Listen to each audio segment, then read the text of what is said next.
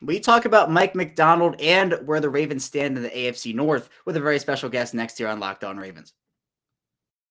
You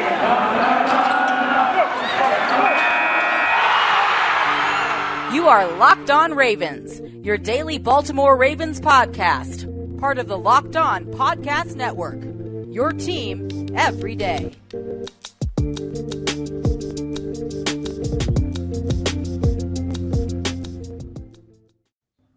And we've returned here with another episode of Locked On Ravens. I'm your host, Kevin Ostreicher of Ravens Wire. Today's sponsor is Get Upside. Just download the free Get Upside app and use promo code TOUCHDOWN to get 25 cents per gallon or more cash back on your first tank. We return. It is yet again Purple Friday, and back with us as our Purple Friday guest is former Baltimore Ravens wide receiver, Super Bowl champion, Qadry Ismail. And Q, we didn't have a chance last week to talk about Mike Macdonald. You know, I kind of said it. We recorded our show earlier in the evening, and then the Ravens dropped the Mike Macdonald news after. So we didn't get a chance, unfortunately, last Friday to talk about the news. We're going to get a chance today. How you doing? I'm doing wonderful, and it is glad to know that the Ravens, they are giving us some good content to talk about. Oh, yeah. Never a dull moment with this franchise. I think what you have now is a team that kind of shocked the world a little bit with the firing of Don Martindale. It wasn't necessarily anticipated, the timing of it, at least in my opinion, but it's understandable why they decided to part ways. And late on last Thursday, they announced that they had hired former Michigan defensive coordinator, now current Baltimore defensive coordinator, Mike Macdonald, who spent 7 years at the franchise from 2014 to 2020, left to go to Michigan, and then now is back with the Ravens. So, Q, we had talked a bit last week about what we wanted out of the new defensive coordinator, the schemes a little bit, and just where we wanted to see this defense go. What were your initial thoughts of this hiring? Because I think it's an A-plus hire. I think that with the Ravens, they had a bunch of really qualified candidates that they could have hired. But for Macdonald, he is a smart football mind, very young, and someone who has familiarity with this franchise. Yeah, big time familiarity, and I think that's the key word. The fact that he was homegrown, if you will, started off in the intern 30 for 30 club, 30 hours, $30,000, and that's about it. And you're just grinding it out, and you're having a lot of thankless nights trying to make your way through this process of being a coach on a team, and in this particular case, he did what he needed to do, and I think kudos to Mike and the fact that he worked his way up, but he did it in a way as far as schematically, he was one of those, I guess, analytical guys, and all the metrics and everything that goes into what does it look like on third down when they have 3 wide receivers in a game, or how about when it's single back yet the tight end is flexed out on the right hash versus the left hash. So whatever the scenario was, he did it well. I think it seasoned him, but the correlation to watching film, talking about schemes, it's one thing, but how do you translate it over, give what you know to another guy, let that guy be able to absorb the information and then be able to use it in a high-pressure situation. And it looks like Mcdonald certainly did that at Michigan. And I think for both Jim and John, they felt as they talked that this would be a good opportunity for John to, hire him. And now you're looking at a guy who's 34 years young and youngest, defensive coordinator in Ravens history at 34. And I think that, hopefully the youth will serve him well, but also the valuable experience that he got from being around other coaches, the likes of a Wink Martindale, for example, that's going to help pay dividends down the road for him as far as how he goes about not just leading linebackers anymore. You're leading the whole squad. How are you going to feel about leading the whole squad? I think that's going to be first and foremost on my mind when I look at this Ravens team as they try to forge a new identity. Right, and it seems like a lot of people within the organization are very excited about this hire. Patrick Queen being one of them, who worked under Mcdonald during his rookie season before he left for Michigan, and now Mcdonald's back. You mentioned leader of a squad of a defensive unit, but Q, something that excites me about this is just the fact that Mcdonald left the organization and still thrived and grew in a new role. Because I know a lot of people might have been concerned about it's the whole buddy thing with John Harbaugh, and it's another organization thing, like they're going within again, but this is a situation where Mcdonald, he understands the organization. He had success within it. He went to the college ranks. He led a defense there, turned it around. I mean, led that team. It wasn't just the Mcdonald effect, but the Mcdonald effect had a huge impact on that defense. You see guys like Aiden Hutchinson, who's probably going to be a top 5 pick, talk about how, in his first 3 years, he had a defensive coordinator. In his final year, Mcdonald comes in and just introduces him to new opportunities, and look what he does. He ups his draft stock. There are a bunch of Michigan defenders who have spoken highly of him. So I think that for him, being able to grow from outside the organization, come back with new knowledge, play calling experience, I mean, this is a win-win for, I think, everybody involved. But Hugh, during McDonald's introductory press conference, there was mention of some things that could be held over from the Don Martindale era. And I think a lot of people know that era is one that has a lot to do with blitzes and the aggressiveness of that defense, the almost live by the blitz, die by the blitz mentality that Don Martindale had. And McDonald said, yeah, look, the aggressiveness is going to stay, and some of the over-communicating with defenders for that communication factor is going to stay. But Q, in your mind, what's like the perfect amount of aggressiveness for you? Is it blitzing on every third down? Is it, sending corners off the edge or safety blitzes? Is it generating pressure? Or would you like to see this team drop back more guys into coverage and get more pressure with 4 or 5? I think it's a combination of both. I think what he was trying to say is when we overly communicate, we know exactly what's going on the other side of the ball, but they don't know what we're doing to counteract what they're doing. And if they don't know what we're doing, then that's going to cause them, who's supposed to have good rhythm, timing, whatever it might be, and whatever team that is, going to be facing the Ravens defense. But if they have that bit of confusion, that's an advantage to the defense, and the defense can fly around and play fast. I think that's aggressive. Just lining up and saying, hey, I'm bringing, 4 guys off the right side, and yeah, the other team knows you're bringing the, extra defender, and you can block it up, or you have a scheme that, gets the ball out of the quarterback's hand and that play goes for big yards or even a possible score. What good is that? Like, you want to have this beautiful defense that you sit there and you think, all right, I think I know the protection is going to be called this way. Here's where, where they're coming from. And then all of a sudden, as soon as you snap the ball, they're doing something different. And guys aren't in bad positions to finish. So if they're not in bad positions to finish, you're confused. It's all a win-win for what would look like, Mike Macdonald's style defense. I think that's what, if I'm sitting there interviewing him or talking with him, I think that's what he's saying as far as those comments about Wink Martindale's, the similarities of their defenses. Right, and I think it is important to note that with Mcdonald and what he understands about what this franchise wants out of a defensive unit, this isn't like a new guy coming in completely blind and having that interview and having the talks of like, all right, this is what we want out of you. This is what we would like. What are your visions and what are your goals for your defense? It's more of, Mcdonald understands. He left, he came back, and now with the aggressiveness, it is a balance. I completely agree, because you don't want to get too conservative with it and be like, oh, we're never going to blitz because we're scared of getting beat. The Ravens have too much talent to be that way. But also, if you're blitzing on every single play, like, for example, week 1 against the Las Vegas Raiders in the 4th quarter and overtime, you had consistent blitz after consistent blitz, and the Raiders were beating it, and there was no in-game adjustment. And I think part of what excites me about Mcdonald is the fact that he showed that he can adjust in-game, he can adapt in-game, and that's what's really, really important to me, and I think for this organization as well. But Q, speaking of the coaching front, kind of moving away a bit from Mcdonald, is the reports that the Ravens have parted ways with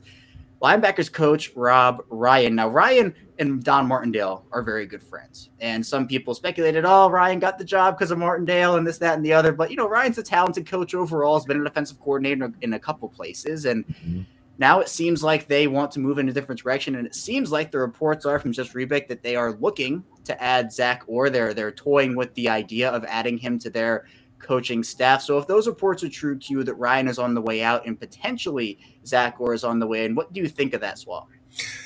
I think it's another youth movement. I think it's another fresh set of eyes that, you want for your team. I think, as John Harbaugh gets an extension, it's one where it comes at not a price as in, a bad thing, but I think it comes at a price of, okay, John, what are you going to do to push us back into the conversation of an upper tier elite team?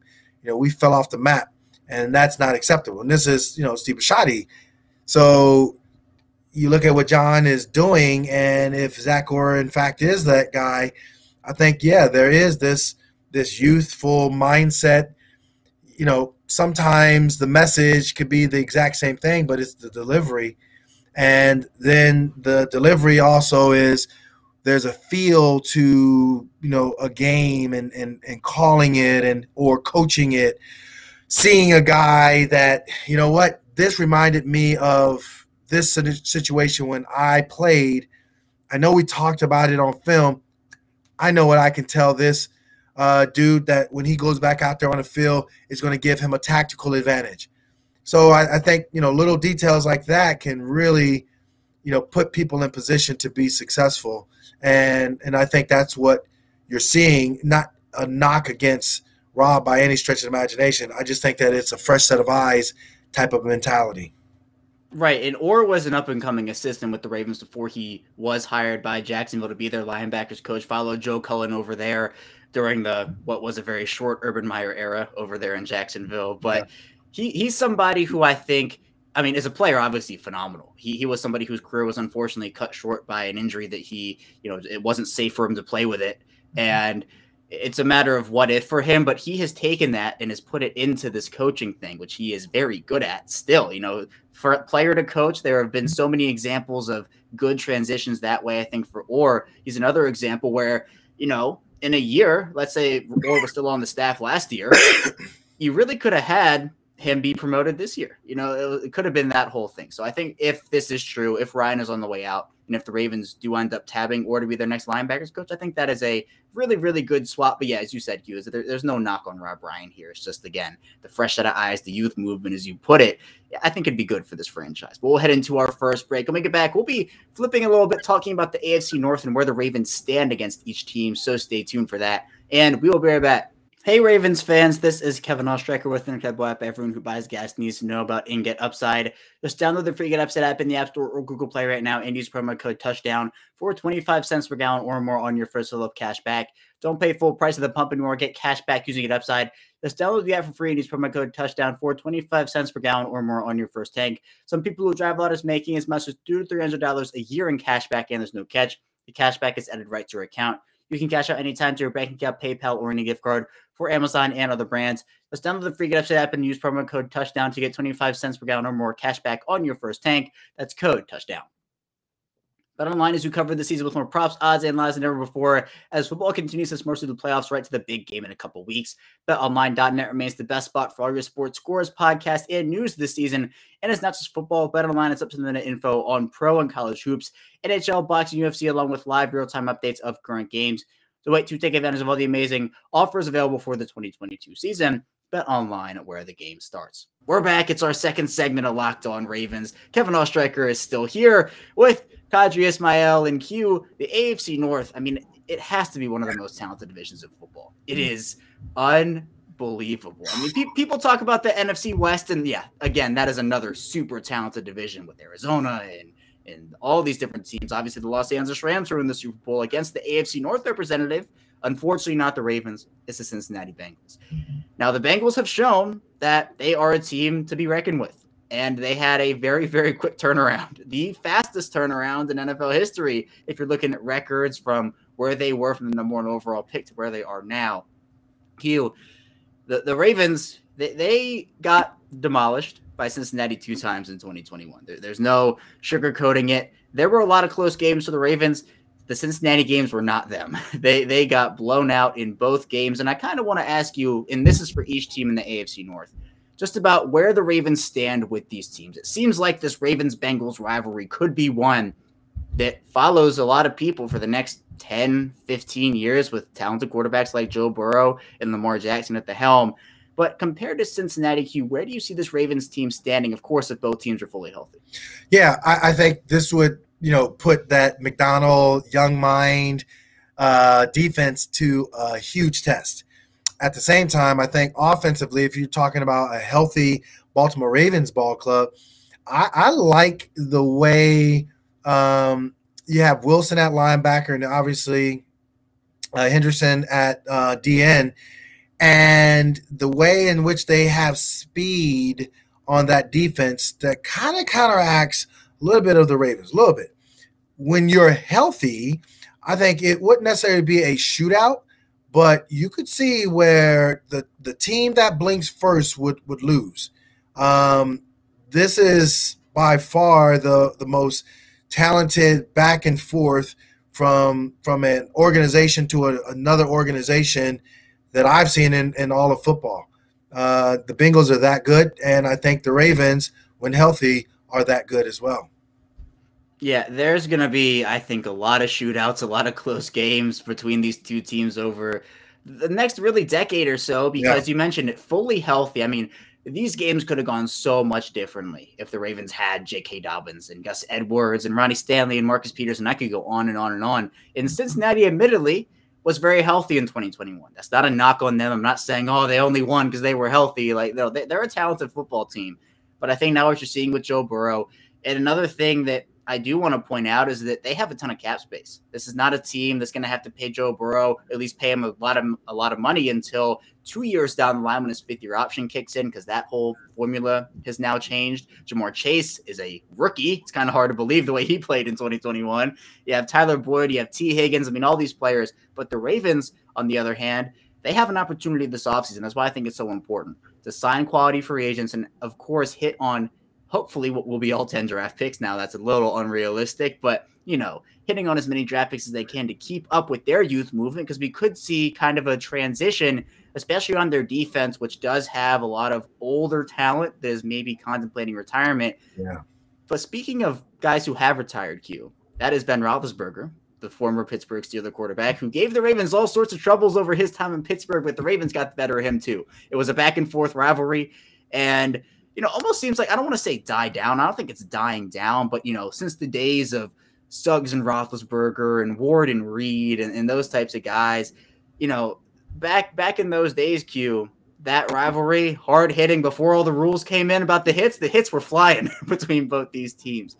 But now with Roethlisberger out of the fold, Pittsburgh kind of enters limbo, because what you have is a very talented defense, very talented offensive weapons, but the quarterback is the key question mark. So, Q, the Ravens and Pittsburgh Steelers always seem to play close games, but with kind of not a stable option there, do you see the Ravens maybe getting an advantage over Pittsburgh for the next couple of seasons?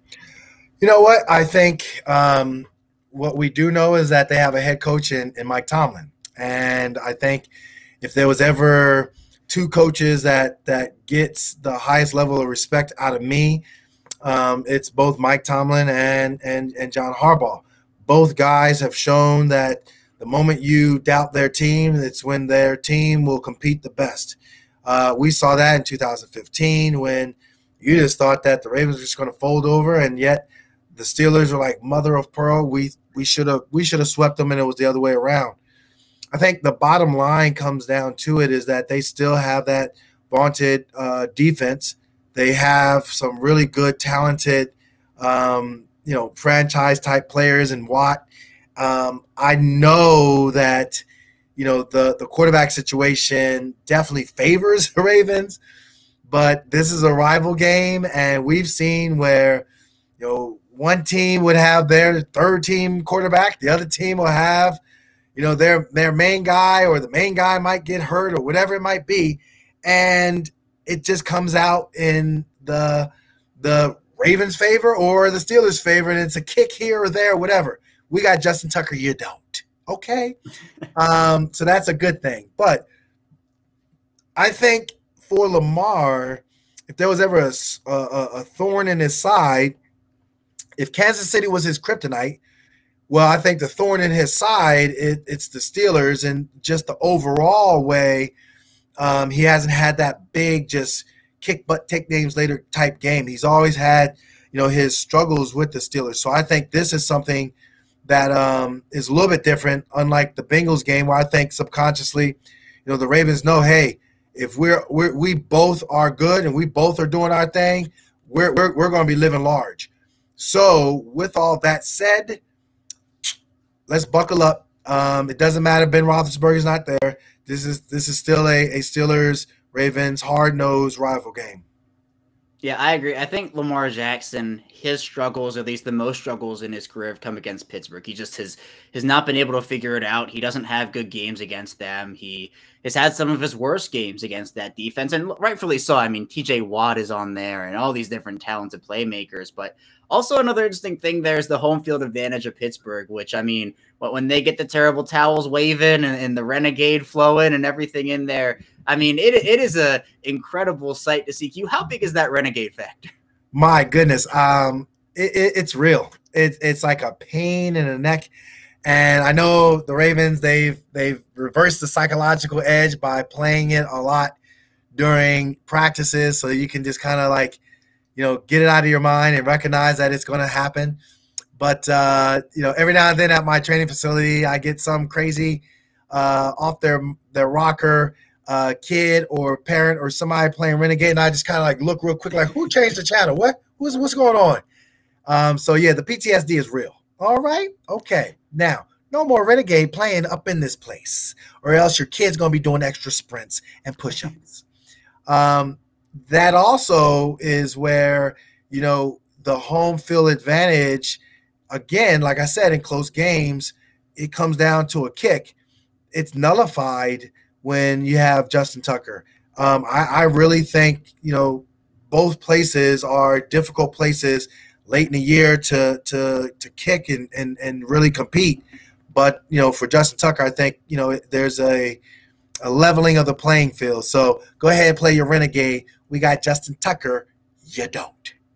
Oh, yeah. The Justin Tucker factor is real. And, even Ravens kickers have had success there. I mean, Matt Stover had success there. Billy Cundiff, I'll duck for a second for Cundiff, but Billy Cundiff had success because he was a good kicker up until, obviously, we know what happened in the PTSD kicks in there, right? And then, obviously, what Justin Tucker has done at Heinz Field. The game-winning kicks. Seems like he has a game-winning kick at every stadium. Obviously, he's an amazing guy. But when it comes down to it, these close games against division rivals, a guy like Justin Tucker literally wins you football games. That's just what it comes down to. If the Ravens offense can drive down the field, get Tucker to the 40-yard line even, he can make stuff happen, as we saw in Detroit. And Detroit's a dome, and Justin Tucker loves Detroit. But still, Heinz Field, late in December, Justin Tucker game-winning field goals, there's nothing like it. There's nothing like it. I'll take him from 47 to 54, 55, 56 yards. I'll take Justin.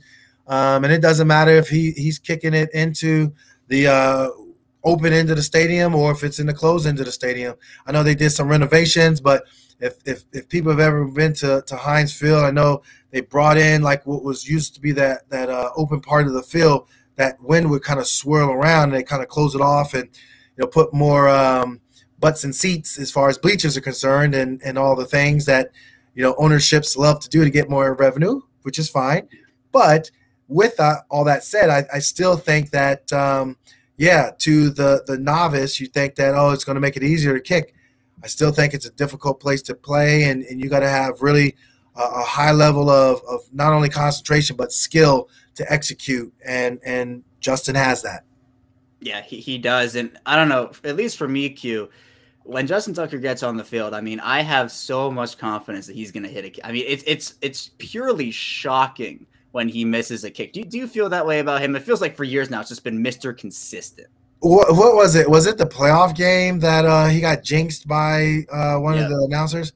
And like I was scratching my head. I was like, what's going on here? Why are we looking at Justin? Like what happened? The earth fell off of its axis. But I also say it's kind of interesting too from an inspiration standpoint. The one young man, Mcdonald, like his clutch kicking in this year's playoffs was just unbelievable. Then you also had what the other guy, although it didn't necessarily get them to advance to the Super Bowl, but for Kansas City, just going into overtime as well against the Bills, So I think kicking as a whole in tough environments and spots because of Justin Tucker has improved. Yeah, and the AFC North has a great line of kickers. You mentioned McPherson in Cincinnati. You have Boswell in Pittsburgh, and then the only team that really has a question mark there is Cleveland, and it impacted them. It really did impact them because they had a couple close losses where their kicker, Chase McLaughlin, missed multiple field goals or an extra point, and that really can be the difference between winning and the loss. But that Cleveland team, we'll talk about them in our final segment, so we'll head into our final break here, but stay tuned for that. Move right back. It's the new year, so that means New Year's resolutions, and if yours is about getting fit or eating healthier, make sure you include Built Bar in your plan. Built Bar makes it easier to stick to your resolution because it tastes so good, you'll want to eat it, and they're covered in 100% real chocolate and contain 130 calories, 4 grams of sugar, 4 net carbs, and 17 grams of protein. And there's so many flavors to choose from, so go to Built.com, use promo code LOCKED15 and get 15% off of your order. Use promo code LOCKED15 for 15% off at Built.com. We're back. It's our final segment of Locked on Ravens here on Friday. Kevin Osheiker still here with Qadry Ismail and Q. You talk about scheduling advantages, and I think the Cleveland Browns had one against the Baltimore Ravens in 2021. As we talked about it here before they played, Cleveland had the luxury of playing Baltimore than having a bye than playing Baltimore again. The Ravens, on the other hand, had to play Cleveland, then go to Heinz Field and play Pittsburgh, and then play Cleveland again. And the crazy part about this whole thing, this whole conversation we're having about the AFC North here, the Ravens went 1-5 in the division in 2021. That is almost unheard of. It's a division where there will be the close games, there will be the hard-fought ones, but the Ravens, they seem to squeak out those wins and even dominate some of those opponents, but it just was not their year, and for multiple reasons, don't get me wrong. But the Cleveland Browns, they have a decision to make on their quarterback, and that is Baker Mayfield. Mayfield has been, I'll call him inconsistent. He definitely did not have a good 2021 year. Now, he was injured for a lot of it. I give him credit for going out there and still competing, still fighting through all the stuff that he was going through. But there are question marks in Cleveland about whether Baker Mayfield is the franchise option for this team. Now, you have Cincinnati with no doubt Joe Burrow's the future, and the Ravens with no doubt Lamar Jackson as their future. But, Q, do you think Baker Mayfield is a future in Cleveland? Well, I mean, the thing is, who's the option you're going to bring in? I don't see them being creative enough to get somebody the likes of an Aaron Rodgers. So you got to say to yourself, all right, well, is this the best we can do for now and have it be okay? If that's, good enough, when I say okay, I'm saying, that 25 to 30 million, number as far as per year average of contract money. Can it be where we could still field a credible and competent team? Then sure, let's make this thing happen. I don't know if that's going to happen because I see Cleveland every year like they're the offseason champions. I joke around, but it's truth. They seem like, Cleveland is going to be the greatest because they got this guy or that guy, or look at the improvements that they made, and sure enough, they, for whatever reason, cannot get over the hump and sustain a level of excellence. I think Baker kind of falls into that category. He just hasn't been able to show the type of consistency to be an upper tier quarterback. So, with that, I just think that it's an advantage for the Ravens. And I think that that's something, if you look at the head-to-head, yeah, they gear up and play well against the Ravens. But I think 9 times out of 10, give me John Harbaugh and a healthy Ravens team any day of the week. Yeah, I think so too. And it always seems like Cleveland has the Ravens number in some way, shape, or form, but it doesn't always translate over to victories. I think the 2019 Week 4 game where Cleveland just steamrolled the Ravens, that was a turning point in the franchise because Eric DeCosta was like, I've had enough of this. We're bringing in veterans. We're cutting the guys who aren't playing well, and that was there. But, yeah, it's almost like the Browns, you mentioned it. They signed so much talent in the offseason. They have these great drafts. What Andrew Berry has done there for that team has been transformative, and I think he's the right guy for them. I think Stefanski's great, although I know there's some in Cleveland, some who follow the team and whatnot who don't think that. But, for me, I think he's a good coach. But for now, you have a Ravens team that feels like they just feel forgotten almost because of all the injuries they went through. This team was 8-3 through 12 weeks.